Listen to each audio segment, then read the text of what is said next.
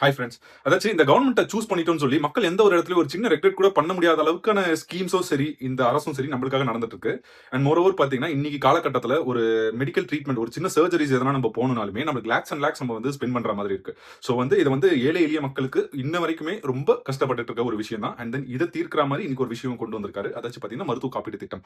Previous கவர்மெண்ட்ல இது குடுத்துட்டு தான் இருந்தாங்க. ஓகேங்களா? ஆனா 5,00,000 வரைக்கும் தான் அவங்களதுல கவரேஜ். இவர் வந்து அத இன்டூ 5 ஆக்கி 25 லேக்ஸ் வரைக்கும் இத வந்து எக்ஸ்டெண்ட் பண்ணி அறிவிச்சிருக்காங்க இந்த ஸ்கீம்ஸ். ஸோ இதனால பெனிஃபிட்ஸ் வரவங்க நிறைய பேர் இருக்காங்க. அண்ட் மோரோவர் பாத்தீங்கன்னா, முதியோர் காப்பீட்டு திட்டம் சொல்லி இந்த 70 பிளஸ் ஏஜ்ல இருக்க சீனியர் சிட்டிசன்ஸ்க்கு அவங்களுக்கும் செப்பரேட்டா ஸ்கீம்ஸ் கொண்டு வந்திருக்காங்க. அண்ட் தென் இதுல பாத்தீங்கன்னா கேஷ்லெஸ் ட்ரீட்மெண்ட் தான். பிளஸ் வந்து இன்கம்ஸ் எதுவும் ரெக்யர்மெண்ட் கிடையாது. அண்ட் மோரோவர் பாத்தீங்கன்னா, நம்மளுக்கு சென்ட்ரல் கவர்மெண்ட் ஆல்ரெடி வந்து இந்த 70 பிளஸ் இயர்ஸ்க்கு ஸ்கீம்னு சொல்லிட்டு ஒன்னு இன்ட்ரோடியூஸ் பண்ணி கொடுத்துட்டு இருக்காங்க. அண்ட் அது இல்லாம இது வந்து நம்ம தமிழ்நாடு, நம்ம ஸ்டேட் கவர்மெண்ட் நம்மளுக்காக கொடுக்குற ஒரு ஸ்கீம்.